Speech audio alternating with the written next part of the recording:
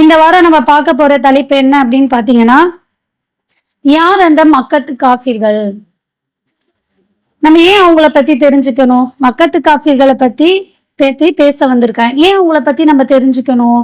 குரான்ல எவ்வளவு விஷயங்கள் இருக்கு, எவ்வளவு ஹதீஸ்கள் இருக்கு, எவ்வளவு டாபிக் இருந்தும் இதையே நம்ம தேர்ந்தெடுத்திருக்கோம். இதை பத்தி நம்ம தெரிந்துக்கக்கூடிய காரணம் என்ன அப்படிங்கிறதுதான் இந்த தலைப்பை பத்தி பேசும்போது நீங்க அதை தெரிஞ்சுக்கலாம். அதாவது அவங்க மக்காவில் வாழ்ந்த மக்கள் மத்தியில தான் அல்லாஹ் தாலா திருக்குரானை இறக்கினான்.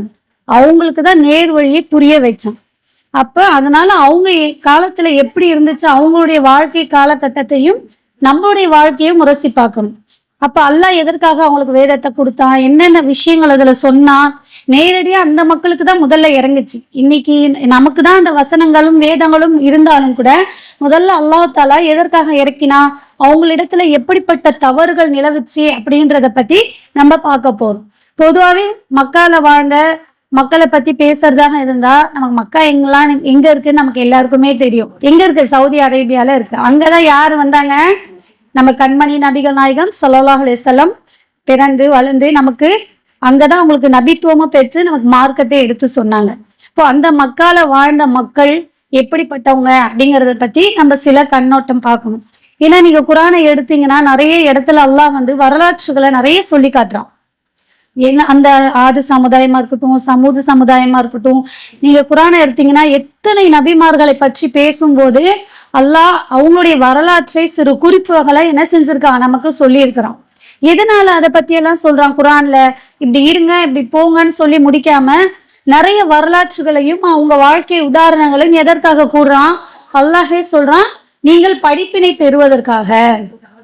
இப்படி இருந்தாங்கப்பா ஒரு ஆளு, நீங்க இப்படி இருந்துடாதீங்க, இப்படி இருக்கிறாங்க, இந்த மாதிரி இருங்க அப்படிங்கிறதுக்காக நம்ம ஒரு முன்னுதாரணம் எடுத்துக்கொள்வதற்காக தான் அல்லாஹ் தாலா வரலாற்றை திருமறையில கூறான். அப்ப அந்த அடிப்படையில தான் நம்ம இந்த மக்களுடைய காஃபிர்களை பத்தி பார்க்க இருக்கிறோம். அப்ப அல்லாஹ்வுடைய தூதராக ஆவதற்கு முன்னாடி இருந்த மக்களை என்ன சொல்லுவாங்க? ஐயாமுல் ஜாஹிலியா, அறியாமை காலத்து மக்கள், மூடத்தனத்தை நம்பக்கூடிய அந்த ஒரு மக்கள் அப்படின்னு சொல்லலாம். எதை எடுத்தாலும் கடவுளாக எடுத்துப்பாங்க. அதே மாதிரி என்ன செய்வாங்க? குடிக்கிற பழக்கம்னா சாதாரணமாக இல்லை, குடமாக உங்க வீடுகள்ல பாத்தீங்கன்னா நிறைய மதுபானங்களை குடமா அடுக்கி வச்சிருப்பாங்க. இப்படி ஒரு விபச்சாரம்னா அதுலயே அதிகபட்சமாக மூழ்கி இருப்பாங்க. இந்த பெண்களை பொறுத்த வரைக்கும் அவங்கள ஒரு உயிராவே மதிக்க மாட்டாங்க. எப்படி எடுத்துப்பாங்க? ஏதோ ஒரு கருவி மாதிரி தமக்கு தேவையானதுக்கு பயன்படுத்திக்கிட்டு விட்டுருவாங்க. அந்த அளவுக்கு அவங்களுக்கு ஒரு முக்கியத்துவமாவே ஒரு மனித இனம் மாதிரியே பார்க்க மாட்டாங்க. ஏதோ ஒரு தேவைக்கு உள்ள ஒரு பொருள் மாதிரி பார்ப்பாங்க. இது மட்டும் இல்லாம முக்கியமா என்ன இருந்துச்சுன்னா, ஜாதி, மதம், குலம். ஜாதினா என்ன, மதம் எல்லாமே அப்படிதானே. மத வெறி, இந்த குல வெறின்னு சொல்லுவாங்க இல்லையா, அந்த குலத்திலேயே அவங்க குறைஷி குலம் தான் உயர்ந்த குலம், இந்த குலம் தான் உயர்ந்த குலம் அப்படின்வாங்க. அந்த குலத்திலேயே ஒரு பிரிவினைகள் பிரிச்சு கொண்டு என்ன செய்வாங்க, இந்த கூட்டத்தார் சிறந்தவங்க, நாங்க தான் உயர்ந்தவங்க, அவங்கெல்லாம் அடிமைகள்னு சொல்லிட்டு ஒரு மனித இனத்திலேயே உயர்வு தாழ்வு கற்பித்து கொண்டும், சாதாரண ஒரு மனிதனை நம்ம எல்லாருமே அல்லாஹுக்கு தான் அடிமை, ஆனா அவங்க ஒரு சாதாரண மனிதனை என்ன செஞ்சாங்க, ஒரு அடிமையாகவும் நடத்தி கொண்டிருந்தார்கள். அப்படிப்பட்ட ஒரு ரொம்ப தவறுகள் நிறைந்த ஒரு வாழ்க்கையை வாழ்ந்துட்டு இருக்கிற மத்தியில தான் அல்லாஹ் தாலா இந்த திருமறை வசனங்களை இறக்குறான். என்ன இறக்கி இருக்கிறான்? அவங்கள பத்தி அல்லாஹ் குரான்ல என்ன சொல்றான்? முதல்ல அவங்க எப்படி வாழ்ந்தாங்க, அவங்கள்ட்ட எப்படி முகமது நபி பிரச்சாரத்தை துவங்கினாங்க அப்படின்றத பத்தி சொல்லும் போது அவங்கள்ட்ட போய் எப்படி சொன்னாங்க? ரசூலுல்லாஹ் பார்த்து அல்லாஹ் சொல்றான், நபியே நீங்க சொல்லுங்க. என்ன சொல்லணும்? அல்லாஹ்வை தவிர வணக்கத்திற்குரியவன் வேறு யாரும் இல்லை, அவன்தான் வணக்கத்திற்குரியவன். இது என்னமா? இதுதான் கலிமா இல்லையா? லா இலாஹ இல்லல்லாஹ் முஹம்மதுர் ரசூலுல்லாஹ். வணக்கத்திற்குரியவன் அல்லாஹ்வை தவிர வேறு யாரும் இல்லை, அவன் ஒருவன் தான், முஹம்மது நபி தான் அல்லாஹ்வுடைய தூதர். இதுதானே நம்மளுடைய கலிமா. ஒரு முஸ்லிம்னா இந்த கலிமாவை தானே நம்பணும். இப்ப இந்த கலிமாவை தான் ரசூலுல்லாஹ் என்ன செய்வாங்க? எடுத்து சொல்லுங்கன்னு சொல்லிட்டு அல்லாஹ் தாலா குரான்ல சொல்றாங்க. இதை தான் அந்த மக்கள் எதிர்ப்பு தெரிவிச்சாங்க. எதற்காக? எவ்வளவு இஸ்லாத்துல நிறைய போர்கள்லாம் நடந்துச்சு. எதற்காக? இதற்காக தான். என்ன அவங்க ஏத்துக்கல? அல்லாவே ஏற்றுக்கொண்டார்கள். அல்லாவோட சேர்த்து சிறு சிறு கடவுள்களை நாங்கள் வணங்குவோம், அதை நீங்க தடுக்க கூடாது. ஏன்? கலிமாவன என்ன? இப்ப நீங்க மற்ற மதத்தை விட எடுத்து பாத்தீங்கன்னா அவங்க என்ன செய்வாங்க, அல்லாஹ் சாமி மாற்று மதத்தை போய் கேட்டு பாருங்களேன், எங்க கடவுள்களும் இருக்கிறாங்க, அவங்க கடவுள்கள்ல நிறைய கடவுள்களை பிரித்து வச்சிருப்பாங்க. பெரிய கடவுள், சின்ன கடவுள், இதுக்குன்னு ஒரு கடவுள், அதுக்கு இதை கொடுக்க ஒரு கடவுள், உயிரை எடுப்பதற்கு ஒரு கடவுள் அப்படின்னு சொல்லி பல பிரிவுகளா பிரிச்சிருப்பாங்க. அவங்கள்ட்ட நம்ம அல்லாஹ் பத்தி கேட்கும் போது என்ன செய்வாங்க, மாற்று மதம் அல்லாஹ் சாமியும் இருக்கிறாருமா, நான்லாம் சரி பிள்ளைக்கு உடம்பு சரியில்லைன்னா பள்ளிவாசலுக்கு ஓத கூப்பிட்டுட்டு போவேன், நல்லா இடுமா, அந்த மாதிரி அல்லாஹ் கோயில் கூப்பிட்டுட்டு போனா சரியாயிடும், பள்ளிவாசலுக்கு போனா சரியாயிடும் சொல்லிட்டு அல்லாவே நம்பக்கூடியவங்க மாற்று மதத்தவங்க இருக்கதான் செய்யறாங்க. அப்ப அல்லாவை நம்புறது பெரிய விஷயம் இல்ல. அந்த காலத்துல இருந்த எல்லாருமே அல்லாவை நம்பினாங்க, அல்லாவை ஏற்றுக்கொண்டார்கள். அவங்க எதை ஏற்க மறுத்தாங்க, அல்லாஹ் மட்டும்தான் வணக்கத்திற்குரியவன் என்பதை அவங்க ஏற்க மறுத்தாங்க. இந்த கலிமாவை போய் சொல்லும் போது ரசூல் ஸல்லல்லாஹு அலைஹி வஸல்லம் மக்கள் மத்தியில அதற்கு தான் அவ்வளவு எதிர்ப்புகள். எந்த அளவுக்கு, நபிகள் நாயகம் ஸல்லல்லாஹு அலைஹி வஸல்லம் அவர்களை இந்த ஊரை விட்டு துரத்துற அளவுக்கு அவங்களுடைய எதிர்ப்பு இருந்துச்சு. எப்படியாவது கொலையாவது செஞ்சிடலாம், இந்த விஷயத்தை எங்களால ஏற்றுக்கொள்ளவே முடியாது. இதை நம்மளா சொல்லலாம், அல்லாஹ் தன் திருமறையில சொல்றான். அவங்க எப்படிப்பட்டவங்களா இருந்தாங்க அப்படின்னா, தன் திருமறையில 31வது வசனத்துல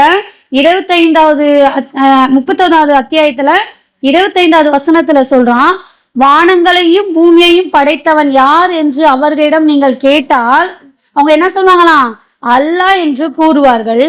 அல்லாஹுக்கே புகழ் அனைத்தும் என்றும் கூறுவீராக, எனினும் அவர்களில் அதிகமானோர் அறிய மாட்டார். வானத்துல இருந்து மழையை கொட்டுறது, வானங்களையும் பூமியும் படைச்சது யாருப்பா அப்படின்னு நீங்க கேட்டீங்கன்னா அல்லாஹ் தான் அப்படின்னு சொல்லுவாங்க. இந்த உலகத்தை படைச்சது, பரிபாலித்து கொண்டு இருக்கிறது எல்லாமே அல்லாஹ் தான் அப்படிங்கறத அவங்களே சொல்லுவாங்களாம். அவங்க ஒரு நம்பி இருந்தா தானே சொல்ல முடியும், அவங்களே அதை சொல்லுவாங்க. ஆனா என்ன சொல்லுங்க, அனைத்து புகழும் அல்லாஹ்க்குரியது என்று கூறுவீராக, என்னுடைய புகழை நான் பிரிச்சு தரமாட்டேன், என்னுடைய சிஃபத் இருக்கு இல்லையா, என்னுடைய கடவுளுங்கிற அந்த தன்மையை நான் யாருக்கும் பங்கிட மாட்டேன் அப்படிங்கிற விஷயத்துல அல்லாஹ் கண்டிப்பாக அதை நாங்க குறிப்பிடுறோம். அனைத்து புகழும் அல்லாஹ்வுக்குன்னு சொல்லுங்க, பெரும்பாலும் அதை அவங்க அறிய மாட்டேங்கிறாங்க. என்ன செஞ்சுறாங்க, அல்லாஹ்வுக்குரிய தன்மை மற்றவங்களுக்கு இருக்கிறத மாதிரி அவங்க நம்பிடுறாங்க அப்படின்னு சொல்றாங்க. அது மட்டும் இல்லாம இன்னொரு வசனத்துல அல்லாஹ் சொல்றான், சூரியனையும் சந்திரனையும் அவனுடைய கட்டுப்பாடுல வச்சிருக்கிறது யாரு அப்படின்னு கேட்டா அல்லாஹ் தான் அப்படின்னு சொல்லுவாங்க. வானத்திலிருந்து மழையை தருபவன் யாருப்பா அப்படின்னு சொல்லிட்டு நீங்க அவங்கள்ட்ட கேளுங்க. செத்த பின் உயிரோட்டுபவன் யாரு, எந்த விஷயமும் ஒரு தாவரமா இருக்கட்டும் எதுவுமே அழிந்த பிறகு அதை உயிரோட்டுபவன் யாரு அப்படின்னு சொல்லி அவங்கள்ட்ட போய் கேட்டீங்கன்னா அவங்க சொல்லுவாங்க அல்லாஹ் தான். இப்படி நிறைய வசனங்கள் நீங்க பாத்தீங்கன்னா, மனிதர்களை படைத்தது யாரு அப்படின்னு கேட்டாலும் அல்லாஹ் தான் சொல்லுவாங்க. பூமியும் அதில் உள்ளோரும் யாருக்கு சொந்தம், நீங்கள் அறிந்தால் பதில் அளிங்கள் என்று முஹம்மதே கேட்பீராக, அல்லாஹுக்கே என்று அவர்கள் கூறுவார்கள், சிந்திக்க மாட்டார்களா என்று கேட்பீராக. இப்ப நான் இந்த பூமியே எனக்கு தான் சொந்தம், இந்த பூமியுள்ள மனிதர்களை நான் தான் படைச்சேன், அதை நீங்க ஒத்துக்கிறீங்க, உங்களை தான் நான் தான் படைச்சேன்னு, அதுக்கப்புறம் நீங்க சிந்திக்க மாட்டீங்களா?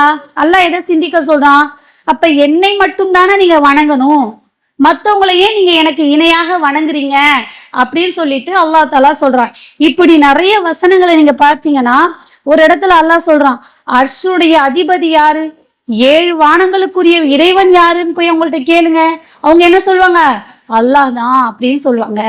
இன்னைக்கு நம்மள நிறைய பேர் அர்ஷுனா என்னன்னு கூட தெரியாதவங்க இருக்க வாய்ப்பு இருக்கு.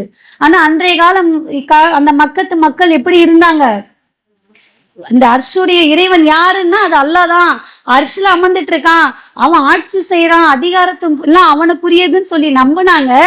கூடவே என்ன செய்தாங்க, சிறு சிறு தெய்வங்களை வணங்கிட்டு வந்தாங்க. அல்லாஹ் தன் திருமறையில அதை பத்தி சொல்லும் போது, லாத், உஸ்ஸா, மனாத் அப்படின்ற தெய்வங்களை நீங்களே கற்பனை செய்துக்கிறீங்களேப்பா, அதை நீங்களாக உருவாக்கிக்கிட்டு நீங்களே வணங்குங்கிறீங்களே, எந்த ஒரு பாதுகாப்போ தேவையோ உங்களுக்கு பூர்த்தி செய்யக்கூடிய அளவுக்கு அவங்களுக்கு எந்த சக்தியும் இல்லாத கடவுள்களையா நீங்க வணங்குறீங்க அப்படின்னு சொல்லிட்டு அல்லாஹ் தஆலா கேட்கிறான். அப்ப அந்த மக்கள்கள் எப்படி இருந்தாங்க, அல்லாவை உறுதியாக நம்பினாங்க, அல்லாவை நம்பாமலாம் இல்லை. ஏன் இதற்கு உதாரணமா எடுத்துக்கோங்க, நபிகள் நாயகம் ஸல்லல்லாஹு அலைஹி வஸல்லம் தந்தை பெயர் என்னமா, தந்தை பெயர் அப்துல்லா. அப்துல்லானா என்ன அர்த்தம், அரபியில அப்துல்லாங்கிறோம், இதோடைய தமிழ் அர்த்தம் என்ன, அல்லாஹ்வின் அடிமை. அல்ஹம்துலில்லாஹ், கரெக்டா சொன்ன, அல்லாஹ்வின் அடிமை.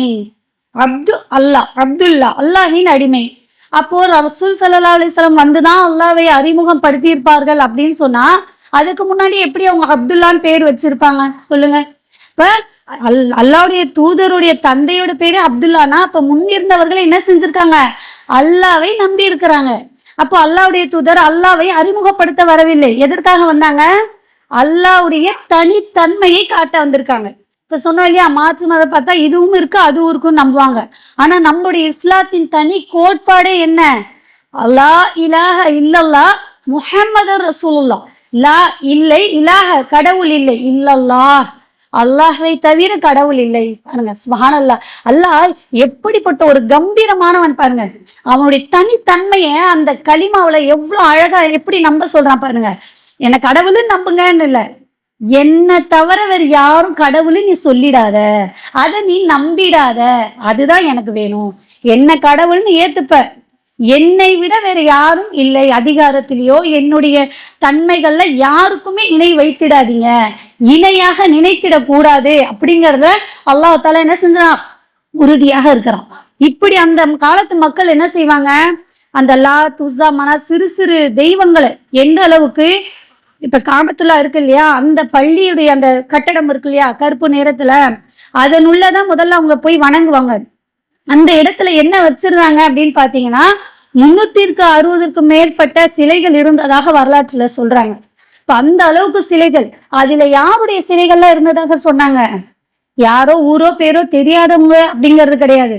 இப்ராஹிம் நபி அலைஹிஸ்ஸலாம், இஸ்மாயில் அலைஹிஸ்ஸலாம் அவங்களுடைய அந்த சிலைகள் கூட இருந்ததாக சொல்றாங்க.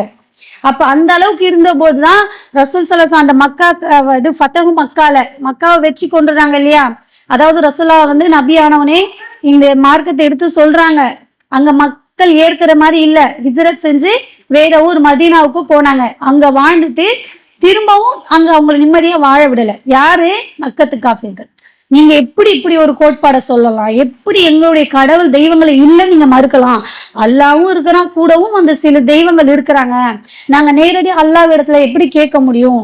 நாங்கள் பரிந்துரைக்காக அதை வச்சிருக்கோம் அப்படின்னு சொல்லிட்டு அந்த தெய்வங்களை அவங்க வணங்கிட்டு இருந்தாங்க.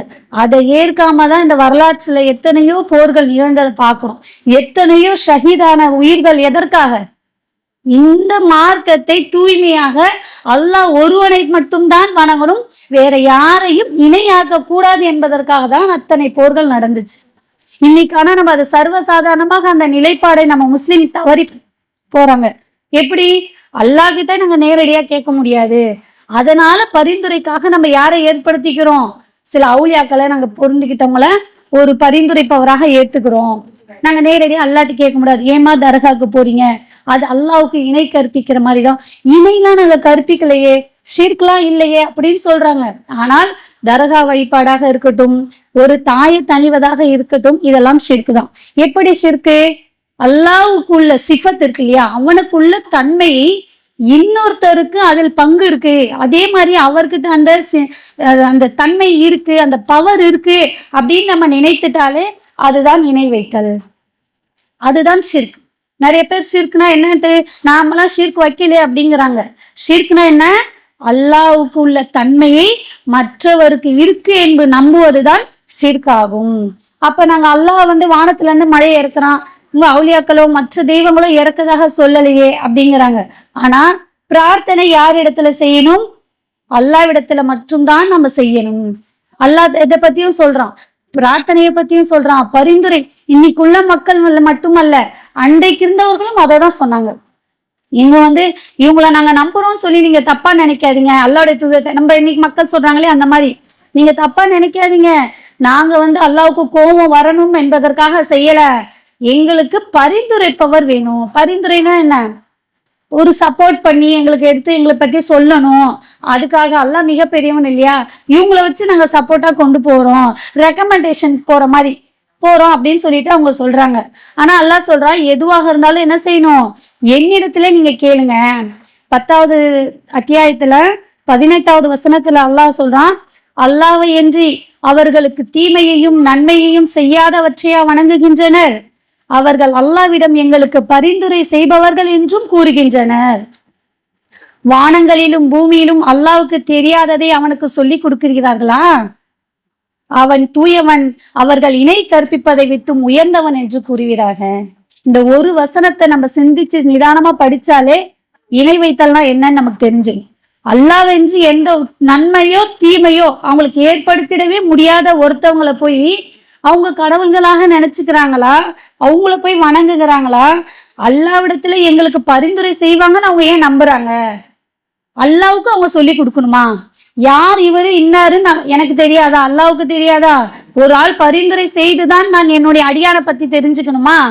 இப்ப நான் பிள்ளைய கண்டிக்கிறேன், ஏதோ ஒரு பொருளை வாங்கி தரேன், யாராவது வந்து குறுக்குல சொல்றாங்க இந்த மாதிரி செய்யாதீங்க, இவன் இப்படி அப்படின்னா, என் பிள்ளைய பத்தி எனக்கு தெரியாதாமா? நான் தான் அவளை வயிற்றுல வச்சது, பெற்று வளர்க்குறேன், அவளை பத்தி எனக்கு நல்லா தெரியும் அப்படின்னு நம்ம சொல்றோமா இல்லையா? நம்மளை விட நன்கு அறிந்தவன் யார்? நம்ம பிள்ளைங்களும் சரி, மனிதர்கள் அனைவரையும் நன்கு அறிந்தவன் யாரு? அல்லாஹ். அல்லாஹ் என்ன நினைச்சிட்டாங்க? இந்த கோளாறு எதற்காக வருது? அல்லாஹ்வை நம்ப வேண்டிய விதத்துல நம்பல. அல்லாஹ் எப்படிப்பட்டவன்? எல்லாத்தையும் பார்க்கக்கூடியவனாக இருக்கிறான். ஒரே நேரத்துல ஒவ்வொரு அசைவுகளும் சரி எல்லாமே அறிந்தவனாக இருக்கிறான். ஏதோ நம்ம பார்வை எப்படி இருக்கும்? இன்னல்லாஹ பசீருங்கிறோம், அல்லாஹ் பார்க்கக்கூடியவனுங்கிறோம், நம்மளும் பார்க்கக்கூடியவங்களா இருக்கிறோம். ஆனால் நம்ம பார்க்கறதுக்கும் அல்லாஹ் பார்க்கறதுக்கும் ஒரு வித்தியாசம் இருக்கு. அல்லாஹ் கேட்கக்கூடியவனாக இருக்கிறான் அப்படின்னு சொல்றோம். நம்ம கேட்பதற்கும் அல்லாஹ் கேட்பதற்கும் மிகப்பெரிய வித்தியாசம் இருக்கு. நமக்கு ஒரு குறிப்பிட்ட தொலைவுல இருந்து கூப்பிடும் போது மட்டும்தான் நமக்கு கேட்கும். இல்ல போன்ல பேசினா தூரமா இருக்காங்கன்னா போன் ஏதோ ஒரு கருவியை கொண்டுதான் கேட்கும். எங்க இருந்தோ யாரோ கூப்பிட்டா நம்ம காது கேட்குமா? கேட்காது. ஏன் நம்ம தூங்கிட்டு இருந்தா கூட சில நேரத்துல யாராவது நம்மள்ட்ட பேசினா கேட்குமா? கேட்காது. அப்போ நம்முடைய கேட்கும் திறன் அந்த அளவுக்கு தான். ஆனா அல்லாவுக்கு அப்படியா? அவனுக்கு சிறு தூக்கமோ பெரு தூக்கமோ கிடையாது. எப்பவுமே அவன் என்ன செய்வான்? முழிச்சிட்டு நித்திய ஜீவனாக இருக்கக்கூடியவன். அவனை அழைத்தால் எங்கிருந்து அழைத்தாலும் அல்லாவுக்கு கேட்கும். எந்த நிலையிலிருந்து நம்ம கூப்பிட்டாலும் சரி, எத்தனை கோடான கோடி மக்கள் கூப்பிட்டாலும் ஒரே நேரத்துல நம்ம சொன்னாலும் அல்லாவிடத்துல பிரார்த்தனை செய்தாலும் அவனுக்கு கேட்கும். சாதாரண நம்ம என்ன நினைச்சுக்கிறோம்? நம்ம மனுஷன் லெவல்ல நினைச்சதுனால அவங்கள இன்னும் சில பேர் என்ன சொல்றாங்க, இந்த பரிந்துரை எதற்கு ஒப்பிடுறாங்கன்னா, நவுதுபில்லா அல்லாஹ் காப்பாத்தணும், அல்லாஹ்விற்கு எந்த உதாரணங்களும் கூறாதீங்கன்னு சொல்லிட்டு அல்லாஹ் சொல்றான். எனக்கு எந்த உதாரணத்தையும் நீங்க கூறாதீங்கப்பா அப்படின்னு சொல்லிட்டு. ஆனா எப்படி உதாரணங்களை சொல்றாங்க? நீங்க ஏன் தர்காக்கு போறீங்க, ஏன் யாருக்கிட்டையும் அதை வணங்குறீங்கன்னா, நாங்க வணங்கல, அது உங்கள்கிட்ட சிபாரிசு பிரார்த்தனையும் அவங்கள்ட்ட செய்து அல்லாவிடத்துல அவங்க போய் அதை வாங்கி கொண்டு வந்து கொடுப்பாங்க அப்படின்னு சொல்லி செய்யறோம். ஏன் அப்படின்னா அல்லாஹ் மிக பெரியவன் இல்லையா? இப்போ ஒரு ஜட்ஜ் இருக்கிறாங்க, அவங்கள்ட்ட போய் நேரடியா நம்ம எதுவும் கேட்க முடியுமா? ஒரு பெரிய அரசியல்ல இருக்காங்க, ஏதாவது ஒரு ரெக்கமெண்ட் கொண்டு போனா நம்மளை பத்தி அவங்க சொல்லுவாங்க இல்லையா? அந்த மாதிரி இந்த அவுலியாக்கள் இந்த அல்லாஹ்வுக்கு விருப்பமானவங்க தானே, எல்லாம் பொருந்தி கொண்டவங்க தானே, இவங்க போய் சொல்லும் போது அல்லாஹ் கேட்பான், ஒரு ஸ்பெஷலா பார்க்க முடியும் அப்படின்ற மாதிரி நினைக்கிறாங்க. ஆனா அல்லாஹ் அப்படிப்பட்டவன் கிடையாது. நேரடியாக எல்லாரையும் எந்நேரமும் பார்த்துட்டு இருக்கான். அவங்கள விட மரணித்த அந்த அவுலியாக்களை விட யார் அறிந்தவனாக இருக்கிறான்? அல்லாஹ் நித்திய ஜீவன். அவன் எப்பவுமே உயிரோட இருக்கிறான், எங்க இருந்து பார்த்து கொண்டு இருக்கிறான். இன்னும் சொல்ல போனா நம்ம உள்ளத்துல என்ன இருக்கு அப்படிங்கறதும் அறியக்கூடியவன் அல்லாஹ் தான். அப்ப அவனுக்கு அறியறதை விட இவங்க குறைவாக தான் அறிவார்கள். இவங்களை கொண்டு என்கிட்ட சிபாரிசுக்கு வராதப்பா. இப்ப ஜட்ஜா இருந்தா அவர் ஒரு மனிதன், அவர் ஒரு பொறுப்புல இருக்கிறாரு, ஒரு குற்றவாளி கூண்டுல ஒரு ஆள் நிக்கிறாருன்னா அவரை பத்தி அவருக்கு தெரியாது. இவ்வளவு பேர் இருப்பாங்க, எல்லாரை பத்தியும் ஒரு ஆள் தெரிஞ்சு வைக்க முடியுமா? அது அல்லாஹ்வுக்கு மட்டும்தானே சாத்தியமான விஷயம். அப்ப அந்த ஆள் குற்றவாளி யாருன்னு அவங்களுக்கு தெரியாத பட்சத்துல அவங்க என்ன செய்வாங்க? ஒரு வக்கீல் இவர் இப்படி இருக்கிறாரு, இந்த குற்றம் நடந்துச்சு இல்ல நடக்கல, இவர் அப்படியாப்பா என்ன ஏது அப்படின்னு அதுக்கப்புறம் தான் தெரிஞ்சு. ஒரு ஆள் சொல்லி தெரிந்துக்கக்கூடிய நிலை மனிதனுடைய நிலை. ஆனா அல்லாஹ்வுடைய நிலை அப்படி இல்லை. இப்ப அதற்கு போய் நம்ம ஒப்பிட்டு சொல்லக்கூடாது. அல்லாஹ் அறிந்தவன், அவன் நியாயமாக தீர்ப்பளிக்கக்கூடியவனா இருப்பான். இந்த பரிந்துரை என்பது அல்லாஹ் சொல்றான், எனக்கு பரிந்துரைப்பவர்கள் யாருமே பரிந்துரைந்தா இன்னார் இப்படின்றது தேவையில்ல. அப்படி பரிந்துரைப்பவராக இருந்தால் அல்லாஹ்வுடைய தூதரே பரிந்துரை செய்வதாக இருந்தா மறுமையில என்னிடத்துல அனுமதி வாங்கிதான் அவங்க செய்வாங்க. யாரா இருந்தாலும் சரி, நான் யாருக்கு அனுமதி தந்தனோ அவங்களுக்கு தான் அவங்க பரிந்துரை செய்வாங்க மறுமையில. அப்ப இந்த துனியால நம்ம கேட்கக்கூடிய அந்த பிரார்த்தனையோ இந்த விஷயங்களையோ அவங்கள்ட்ட கொண்டு போய் தூது செய்தி அல்லாஹ்வுக்கு தேவையில்லை. அல்லாஹ் சொல்றான், இங்க இருக்கிறதா சொல்றான், உங்களுக்கு பிடரிக்கும் அருகாமையும் நான் இருக்கிறேன். பாருங்க எவ்வளவு பெரிய விஷயம்.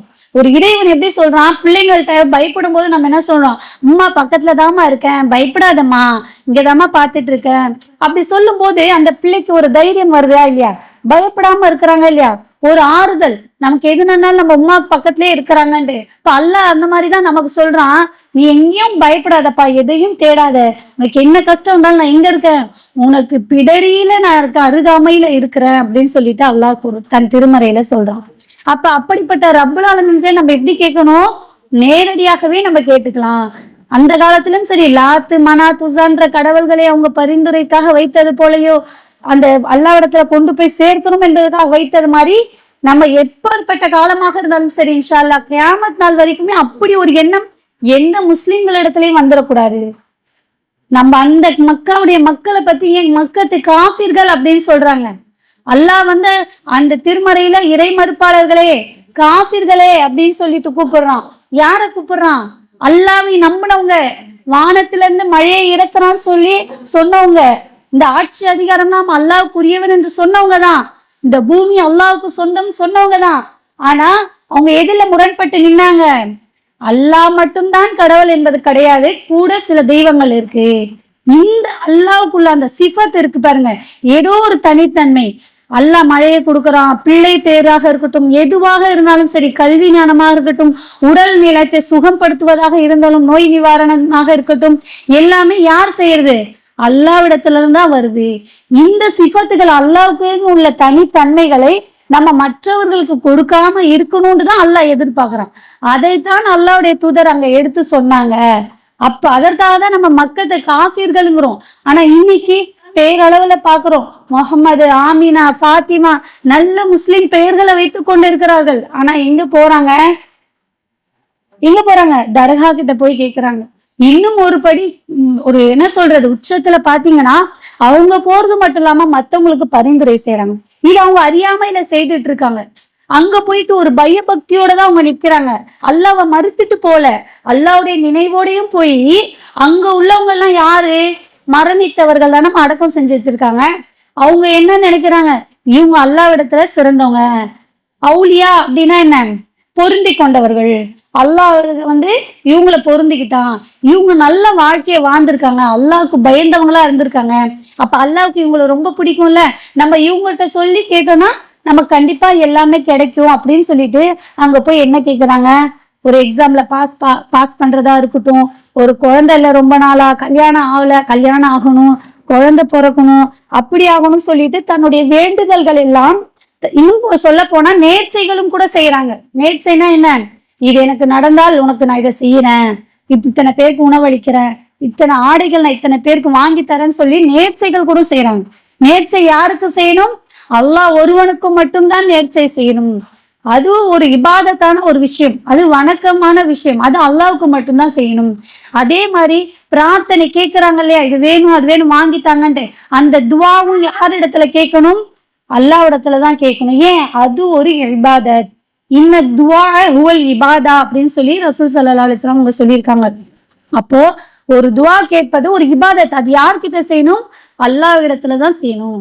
அல்லாஹ் இன்னும் விளக்கமா தன்னுடைய திருமறையில சொல்றான், நபியே, என்னுடைய அடியார்கள் என்னை பற்றி உன்னிடம் கேட்டால் நான் அருகாமையில இருக்கிறேன், நீங்கள் பிரார்த்திப்பவன் பிரார்த்தனையை நான் ஏற்றுக்கொண்டிருக்கிறேன் அப்படின்னு சொல்லிட்டு நீங்க சொல்லுங்க. நான் இங்கேயோ தூரமா உள்ளவங்களை அழைக்கிறோம், அல்லாஹ் 7 வானத்துக்கு மேல இருக்கிறான், அர்ஷ் மேல அமர்ந்து இருக்கிறான்னு யோசிச்சுட்டு கேட்கறதா? நீங்க துவா கேட்கும் போது எப்படி நினைங்க?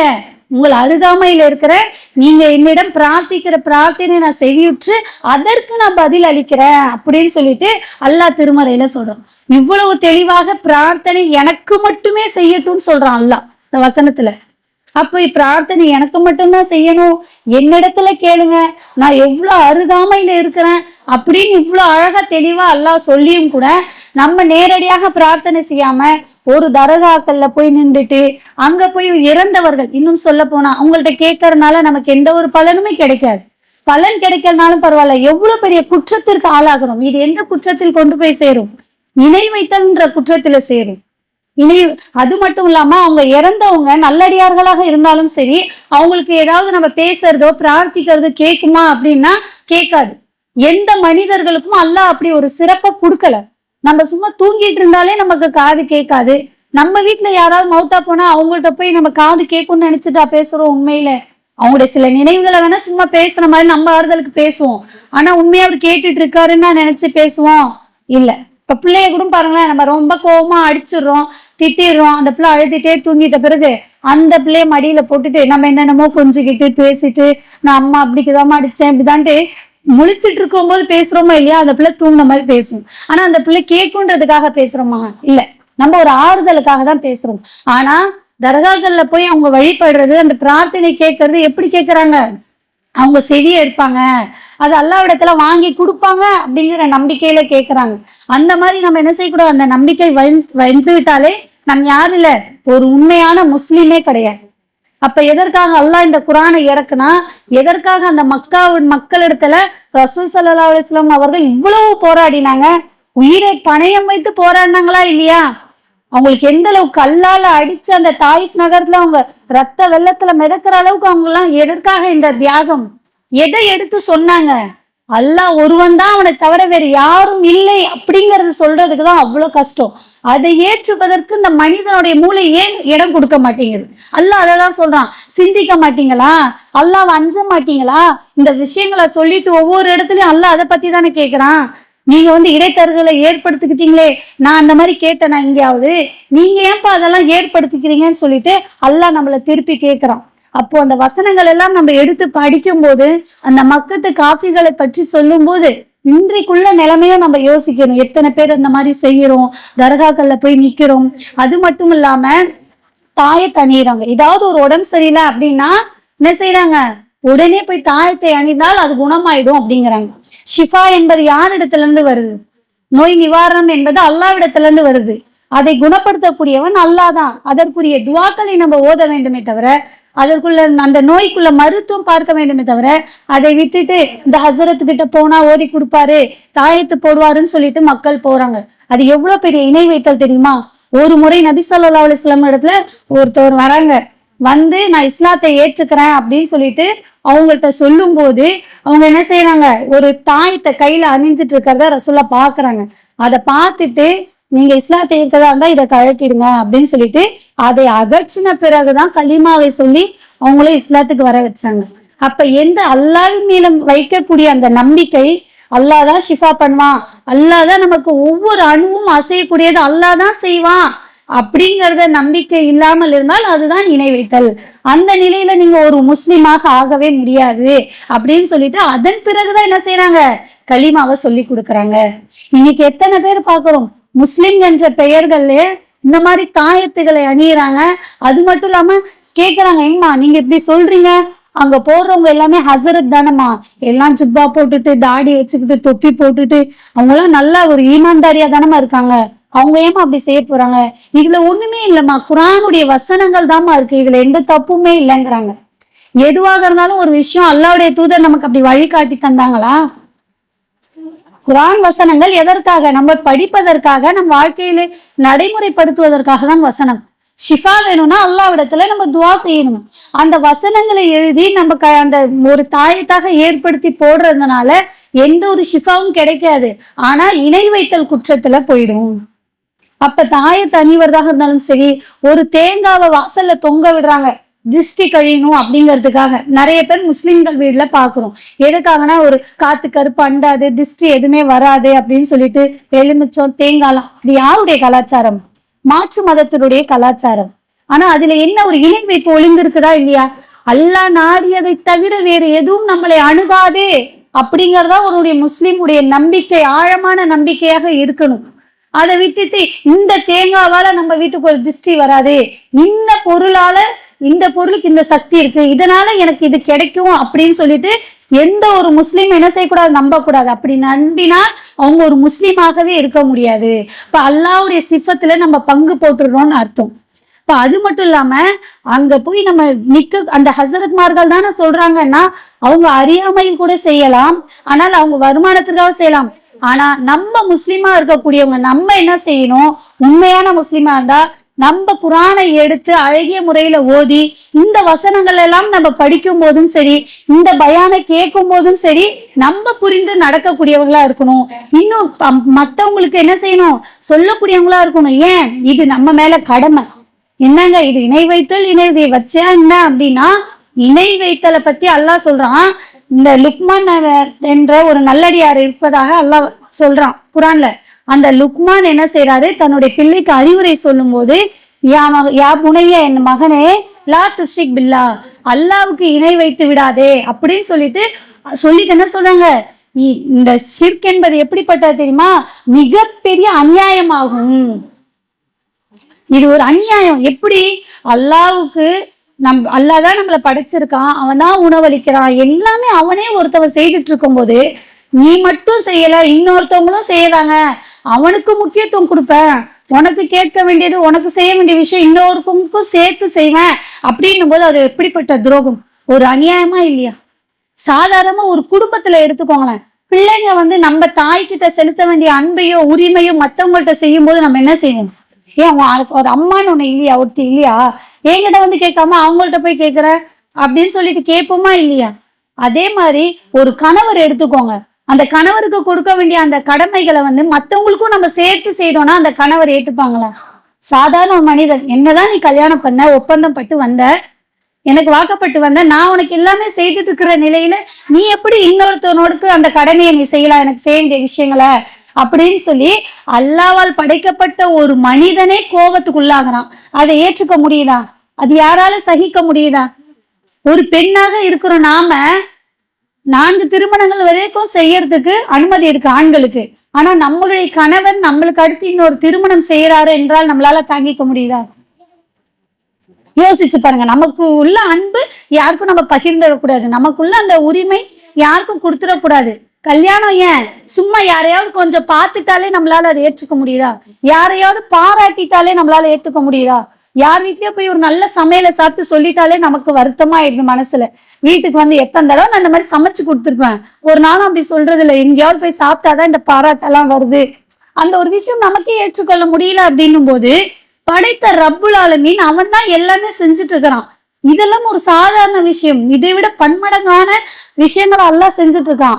அவனுக்குள்ள விஷயம் தன்மை நான் வேற ஆளுக்கும் செய்வேன், அதுவும் அவன் கண்டித்துட்டான், கண்டிச்சு சொல்றான், அந்த மாதிரி செஞ்சிடாத, எனக்கு ஒருபோதும் இணை வைக்காதீங்க அப்படி, இது மிக பெரும் ஒரு அநியாயம் சொல்லிட்டு அல்லாஹ் சொல்லிட்ட பிறகு நம்ம அந்த விஷயங்களை செய்யலாமா? யோசிச்சு பாருங்க. இப்ப இணை வைத்தெல்லாம் என்ன நம்ம புரிஞ்சுக்கணும், அல்லாஹ்க்குள்ள அந்த சிஃபத் தன்மையே நம்ம அடுத்தவங்களுக்கு இருக்கிறதா நம்ம நம்பிடக்கூடாது, அதுக்கு ஒரு முக்கியத்துவம் கொடுத்து அதை நம்ம வணங்கிடக்கூடாது அப்படிங்கிறத நம்ம என்ன செய்யணும், உறுதியா இருக்கணும். ஏன் இந்த சிலை வழிபாடாக இருக்கட்டும், இந்த தர்காவா இருக்கட்டும், ஏன் இப்படி சொல்றோம்னா அல்லாஹ் அதை கண்டிச்சு இருக்கணும். ஷிர்க பத்தி அல்லாஹ் சொல்லும் போது ஷிர்க நான் ஒருபோதும் மன்னிக்க மாட்டேன், அந்த பாவத்தை நான் ஒருபோதும் மன்னிக்க மாட்டேன், அதுக்கு கீழ் உள்ள பாவங்களை நான் நாடினால் மன்னிப்பேன் அப்படின்னு சொல்றோம். இந்த உலகத்துல எவ்வளவோ தீமைகள் இருக்கு, எல்லா மனிதர்களும் செய்யறோம். ஆனா அது அல்லாஹ் தீமைன்னு தெரிஞ்ச எவ்வளவு விஷயங்களை செய்யறோம். ஆனா அல்லாஹ் என்ன செய்யறான், அதை கூட நான் நாடினா மன்னிச்சிருவேன். ஒரு பெண் ஒரு விபச்சாரம் செய்யறா, அவங்கள பார்த்து நம்ம எப்படி நினைப்போம், சார் அந்த பொண்ணு இப்படி கேரக்டரே சரியில்லை, கொஞ்சம் அவங்க அப்படின்னு சொல்லிட்டு அவங்கள்ட்ட பழகவே நம்ம ஒரு மாதிரியா பார்ப்போமா இல்லையா? ஒரு திருடன் இருக்கான், அவனை பார்த்து நம்ம சேர்த்துப்போமா? இப்படி ஏன் இந்த தீமைகள் எல்லாம் நம்ம வெறுப்போம், கண்டிப்போம், அது தவறுன்னு தெரியும், நமக்கே அந்த விஷயங்கள் பிடிக்கல. படைத்த ரப்புல் ஆலமீன் அதை விரும்புவானா? விரும்ப மாட்டான். ஆனா அதை கூட நான் மன்னிச்சிருவேன். அது அப்ப என்ன அர்த்தம், இந்த இணை வைத்தல் என்பது எனக்கு ஒருபோதும் ஏற்றுக்கொள்ள முடியாத ஒரு விஷயம், அதை நான் ஒருபோதும் என்ன செய்ய மாட்டேன், மன்னிக்கவே மாட்டேன் அப்படின்னு சொல்லிட்டு அல்லாஹ் இவ்வளோ ஒரு உறுதிமொழியை கொடுக்குறான். எந்த விஷயத்துக்காக இந்த அளவுக்கு சொல்லப்பட்டிருக்கான்னு பாருங்க. இந்த இணை வைத்தலுக்குள்ள அந்த கண்டிப்பு வேற எந்த விஷயத்துக்குமே இல்லை. குரானை எதற்காக இறங்குச்சு, அதுல உள்ள எவ்வளவு விஷயங்கள் எதை சொல்லுது, ஓரிரை கொள்கை தௌஹீதை தான் சொல்லுது. என்ன, எனக்கு எதுவும் இணை கட்சியாதான் நான் ஒரு ஆள் தான் அப்படின்னு சொல்லிட்டு அல்லாஹ் தஆலா அதுதான் சொல்றான் திருப்ப. அப்ப இணை வைத்தல் என்பது நிரந்தர நரகத்தை ஏற்படுத்தும் சொல்லிட்டு அல்லாஹ் இன்னொரு இடத்துல திருமணத்துல சொல்றான். அப்ப நிரந்தர நரகம். அப்ப மன்னிப்பன் அந்த வசனத்துல சொன்னாலும் அதுக்கு அர்த்தம் இதான், நான் நாடினா மன்னிச்சுட்டேன்னா உனக்கு நரகத்துல இருந்து எடுத்து நான் சொர்க்கத்துக்கு அனுப்பிடுவேன். அதாவது கடைசி நிலையிலேயாவது போறவங்களுடைய சம்பவங்கள்லாம் நம்ம ஹதீஸ்கள்ல பாக்குறோம். ஒரு மனிதன் எல்லா குற்றத்திற்கும் அனுபவிச்சிட்ட பிறகு நல்லா கறி தட்ட மாதிரி இருப்பாங்களாம், கண்ணங்கரேன்னு. அல்லாஹ் அதை எடுத்து ஒரு தண்ணியில முக்குனோடனே அவங்க பசுமையான அந்த புல் மாதிரி ஆயிடுவாங்களாம், அதாவது செழிப்பா. அதன் பிறகு அல்லாஹ் அவங்களுக்கு சொர்க்கத்துல போடுவான் அப்படின்னு சொல்லிட்டு ஹதீஸ்ல பாக்குறோம். அந்த மனிதன் என்ன செய்வான், எடுத்து நரகத்துல இருந்து விட்ட உடனேயே அல்லாஹ் என்ன உள்ளெல்லாம் வேணாம், இந்த வாசல்ல கொண்டு போய் விட்டா போதும் அப்படின்னு சொல்லுவானா. அந்த வாசல் கிட்ட போய் விட்ட உடனே அப்படியே எட்டி பார்த்துட்டு, அல்லாஹ் எனக்கு கொஞ்சம் உள்ள கொண்டு போய் விடுறியா அப்படிங்கிற மாதிரி மனிதன் என்ன செய்வான், ஏங்கி அந்த சொர்க்கத்துக்கு போவான். இப்ப கடைசி வரைக்கும் அல்லாஹ்வுடைய ரஹம் கண்டிப்பா கிடைக்கும். எப்போ? இணை வைக்காமல் இருக்கும் வரை. அதற்காக நம்ம தீமைகளை செய்யணும்னு சொல்ல வரல. முடிந்த அளவுக்கு மனிதனை எந்த அளவுக்கு முடியுமோ நம்ம தீமைகளை கட்டுப்படுத்தி கொண்டுதான் இருக்கணும், இறைவனை அஞ்சி. அதற்காக தான் அல்லாஹ் தஆலா நம்மளை படைச்சிருக்கான். ஆனால் அதையும் மீறி மனிதன் அடிப்படையில வேறு தவறுகள் செய்தாலும் கூட அல்லாஹ் என்ன செய்வானாம், தன்னுடைய கருணையால மன்னிச்சிடுவான். ஆனா இந்த இணை வைத்தலை மட்டும் ஒருபோதும் நான் மன்னிக்கவே மாட்டேன், அது நிரந்தர நரகம். ரசூலுல்லாஹ் சஹாபாக்கள் கேட்கும்போது கூட ஒரு மனிதர் கேட்கிறாங்க, நான் சொர்க்கத்துக்கு போகணும், அதுக்குரிய விஷயம் சொல்லுங்க அப்படின்னோடனே, நீ அல்லாவை வணங்கு, அதில் நீ உறுதியாக நில்லு, எதையும் இணையாக்காம அல்லாவை வணங்குறதுல நீ உறுதியா இருப்பா அப்படின்னு சொல்லிதான் அறிவுரை செய்யறாங்க. அப்ப நம்ம அல்லாவை வணங்குறோம், எல்லாமே யாருமே வணங்காம இல்ல. முஸ்லிம்கள் என்றாலே நம்ம அல்லாவை வணங்கி கொண்டுதான் இருக்கோம். ஆனால் அவனோடு சேர்த்து வேற விஷயங்களை நமக்கு செய்திடக்கூடாது. அந்த காலத்து பக்கத்து காஃபில என்ன செஞ்சாங்க, சகுனம் பார்ப்பாங்க. ஒரு வீட்டை விட்டு கிளம்பி போகும்போது இந்த விஷயம் நல்லதா நடக்குமா இல்லையான்னு சொல்லிட்டு இந்த குறி பாக்குறாங்களே, அந்த மாதிரி என்ன செய்வாங்க, அம்புல அந்த சீட்டு எழுதி போட்டு அதை இது பண்ணி பார்ப்பாங்க விசிறி. அப்ப அது எந்த விஷயம் வருதோ அதன்படி செய்வாங்க. இதுவும் என்ன, ஒரு ஷிர்க் தான், இணை வைத்தால் தான். சகுனம் பார்ப்பதும் இது நல்லதா கெட்டதா இப்படி இப்ப அல்லாஹ்வை தவிர, அவன் நாடியதை தவிர வேற எதுவும் நம்மளை அணுகாது, நம்ம விஷயத்துல நடக்காது. இப்ப நிறைய பேர் பாக்குறோம், இந்த ஒரு வெளியில போறோம்னா பூனை குறுக்கல வந்துருச்சுன்னா அதை அப்படி யோசிக்கிறோம், நல்ல காரியத்துக்கு கிளம்பணும், இப்படி ஒரு குறுக்க போகும்போது எங்க போறீங்கன்னு கேட்காதீங்க அப்படின்னு சொல்லிட்டு ஏற்படுத்தி வச்சிருக்காங்க. இல்லைன்னா இந்த விதவைகள் யாராவது வந்துட்டாங்கன்னா அவங்கள பார்த்துட்டு போனா நம்ம போற காரியம் நல்லபடியா நடக்காது அப்படின்லாம் யோசிக்கிறாங்க. யாரு? முஸ்லிம்கள். அல்லாஹ்வுடைய நாட்டத்தை நம்ம இந்த 6 விஷயங்கள் ஒரு மூமின்னு சொல்லி நம்புறோம் இல்லையா, இந்த 6 விஷயத்துல நன்மை தீமையாவும் விதியின்படியே நடக்கும். விதினா என்ன, அல்லாஹ் நமக்கு விதித்ததை தான் நமக்கு நடக்கும் நம்பக்கூடிய நாம இதனால இப்படி ஆயிடுச்சு அதனால அப்படி ஆயிடுச்சுன்னு என்ன செய்யக்கூடாது, அந்த நம்பிக்கை ஈமான்ல பலகீனம் அடையக்கூடாது.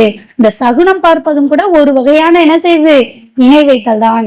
அப்ப இணை வைத்தலை பத்தி அல்லாஹ் என்ன செஞ்சிருக்கான், நிறைய இடத்துல என்னுடைய சிஃபத்துக்கு இணையாக எந்த விஷயமும் நீங்க செய்யாதீங்க அப்படின்னு சொல்லிட்டு அல்லாஹ் தஆலா கண்டிக்கிறான். அந்த காலத்து காஃபிர்கள் என்ன செஞ்சாங்க, எவ்வளவு இறங்கி போய் சொன்னாலும் கூட அவங்க இந்த விஷயத்துல மட்டும் நீங்க என்ன செய்யுங்க, கொஞ்சம் எங்களுக்கு விட்டுடுங்க, நாங்க அல்லாஹ்வை நம்ப தானே செய்யறோங்கிற அளவுக்கு அவங்க உறுதியா இருந்தாங்களே தவிர, இந்த மார்க்கத்துக்கு வந்தவங்க குறைந்த பேர் தான். இந்த களிமா எடுத்து சொன்னோன்னே அவங்களாம் அப்படியே அதிர்ச்சி ஆனாங்க, நம்ம கடவுள்களெல்லாம் இவங்க மறுத்துட்டாங்க அப்படின்னு சொல்லிட்டு. அப்ப நம்ம இன்னைக்கு மக்கள்கிட்ட சொல்லும் போது அதை கோவப்படுறாங்க. நம்ம அந்த வரலாற்றுகளை பார்த்து நம்ம என்ன செய்ய, கோபப்படக்கூடாது. அல்லாஹ் என்ன சொல்லியிருக்கிறான், பிரார்த்தனையை பத்தி எப்படி சொல்றான், அவனுடைய சிஃபத்தை பத்தி எப்படி சொல்றான், என்னிடத்துலதான் நீங்க கையேந்தணும்னு சொல்றான்.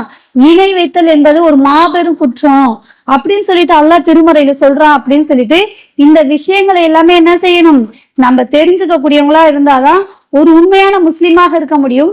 நம்ம மத்தவங்களுக்கு என்ன செய்ய முடியும், அதை எடுத்து சொல்ல முடியும். ஏன்னா இந்த உலகத்துல எவ்வளவு கஷ்டப்பட்டு வாழ்றோம். மனிதனா பிறந்துட்டா சொகுசா மட்டும் எல்லாமே வாழ்ந்துடுறோமா, நினைச்சது எல்லாமே நமக்கு கிடைச்சிருதா, கிடைக்கல. எவ்வளவு கஷ்டப்பட்டு இந்த துன்யால நம்ம வாழ்ந்து, இந்த உலகம் கொஞ்ச நாள் வாழ்க்கை தான். எந்த அளவுக்கு அப்படின்னா மறுமையில வாழ்க்கையோட ஒப்பிடும் போது, அப்ப அந்த மறுமையில அந்த மக்கள் சொல்லுவாங்களாம், நம்ம ஒரு நாள் தான் வாழ்ந்திருப்போம், ஒரு காலையோ ஒரு மாலை பொழுதோதான் நம்ம வாழ்ந்திருப்போம் அப்படின்னு சொல்லிட்டு அந்த மறுமையில பேசிப்பாங்களாம் மனிதர்கள். அப்ப அந்த அளவுக்கு ஒரு சின்ன குறுகிய வாழ்க்கை தான் இந்த உலக வாழ்க்கை.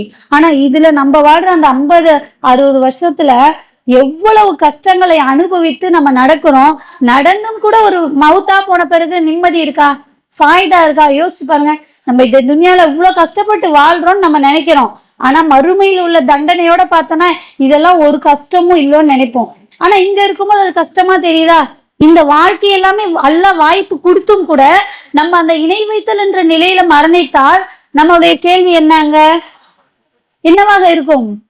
நரகம் தான் நம்முடைய பரிசாக இருக்கும். நிரந்தர நரகம் சொல்லிட்டு அல்லாஹ் சொன்னா, அங்கேயும் போய் நிம்மதி இல்லாத வாழ்க்கையை நமக்கு தேவையா? இங்கேயும் நிம்மதி இல்லாத வாழ்க்கை, அங்கேயும் நிம்மதி இல்லாம அது நிரந்தர நரகம்னா, நரகத்தை பத்தி நம்ம ஏதோ சாதாரணமாக எடுத்துக்கிறோம். நரகத்தை பத்தி சொல்லும் போது ரசூல் ஸல்லல்லாஹு அலைஹி வஸல்லம் நிறைய விஷயங்களை சொல்றாங்க.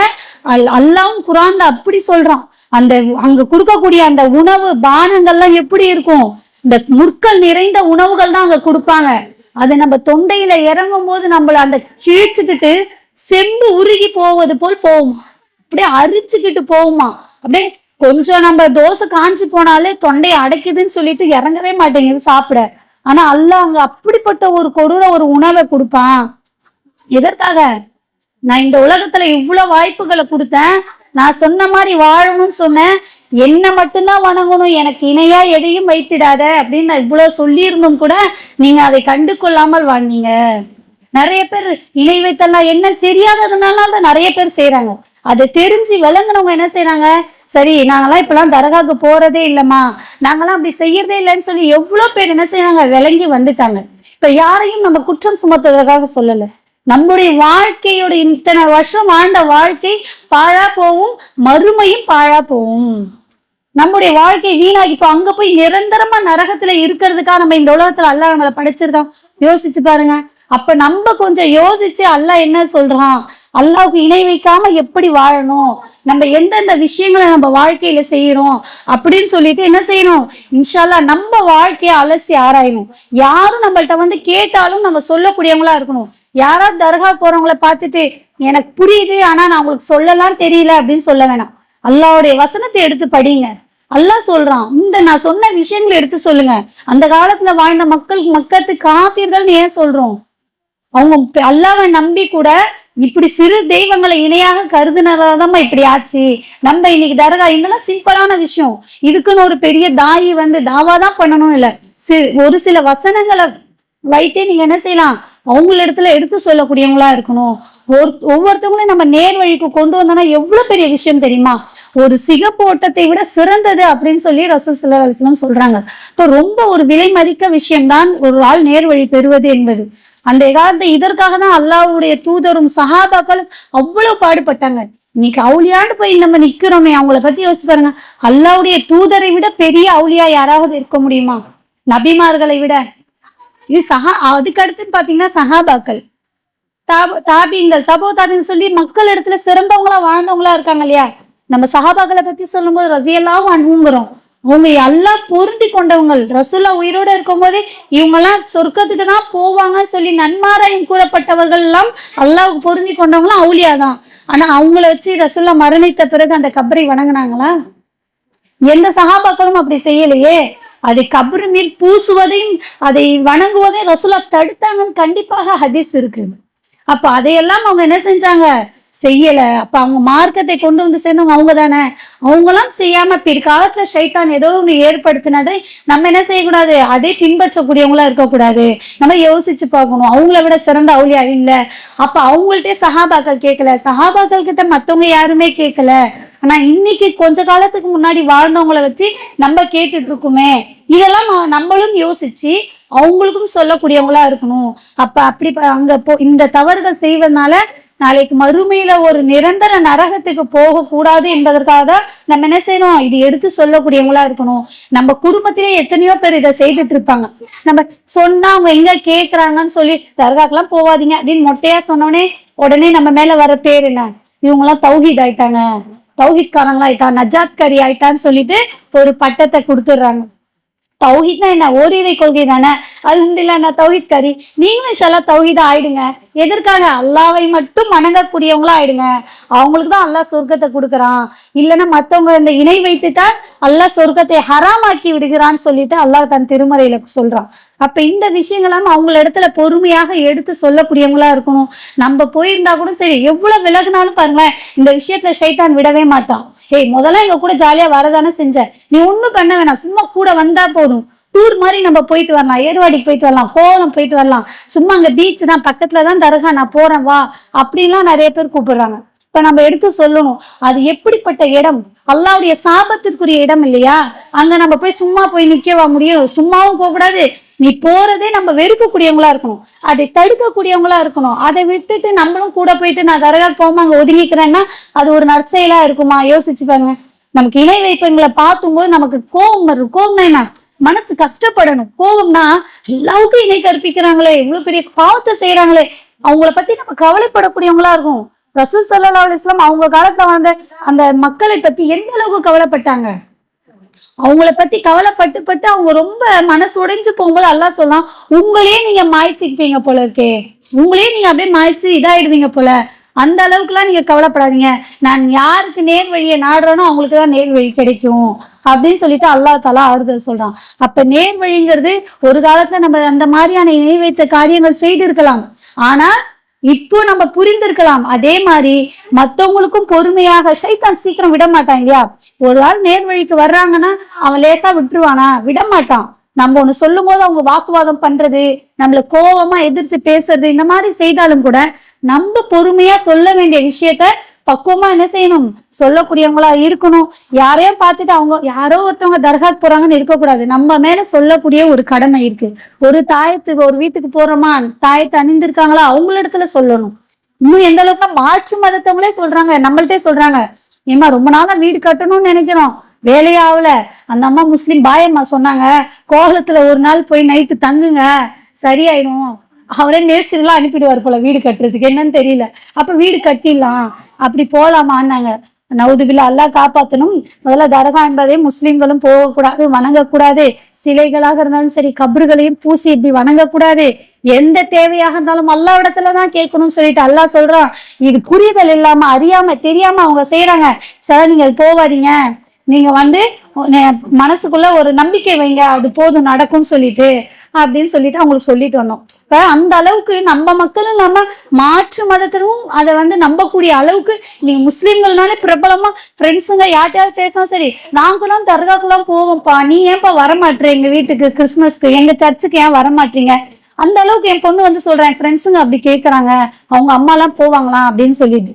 அப்ப நம்ம இன்னுமே நம்மளும் அறியாமையாக மக்கள் எத்தனை பேர் வாழ்ந்துட்டு இருக்கிறாங்க, அதை எடுத்து சொல்ல தெரியாமலும் இருக்கிறாங்க. இப்ப நம்ம என்ன செய்யணும், நம்ம வாழ்க்கையில அல்ஹம்துலில்லாஹ் அந்த இணை வைப்பு என்பதை நம்ம விட்டு வந்ததை அல்லாஹ்வுக்கு அதிகம் நன்றி செலுத்தி கொண்டு, மத்தவங்க இதே மாதிரி அவங்களும் நேர்வழி செலுத்தணும் என்பதற்காக அவங்களுக்கு எடுத்து சொல்லணும்.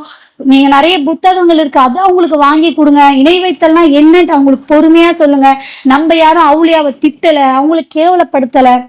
அவங்க அல்ஹம்துலில்லாஹ் நல்லபடியாவே வாழ்ந்து இருக்கட்டும். அவங்க சொர்க்கவாசியா இல்லையா என்பது அல்லாஹ்வுக்கு தான் தெரியும். அவங்க நல்லவர்களா இருக்கட்டும், நம்ம அதுல மாற்று கருத்து இல்லை. ஆனா இறந்தவர்கிட்ட நம்ம கையேண்ட கூடாது, அவங்கள்ட்ட சிபாரிசு கேட்க கூடாது என்று அல்லாஹ்வும் அல்லாஹ்வுடைய தூதர் சொன்னதை தான் நம்ம சொல்றோம். அதன்படி கடைபிடித்தால் தான் நம்ம என்ன செய்ய முடியும், சொர்க்கத்துக்கு போக முடியும் இன்ஷா அல்லாஹ். அப்படிப்பட்ட ஒரு நல்ல மக்களாக அல்லாஹ் நம் அனைவரையும் ஆக்கி அருள் புரிவான என்று பிரார்த்திப்பவளாக எனது உரையை முடித்துக் கொள்கிறேன். வாஹித் தாவானா அல்ஹம்துலில்லாஹி ரப்பில் ஆலமீன். அஸ்ஸலாமு அலைக்கும் வரஹ்மத்துல்லாஹி வபரகாத்துஹு.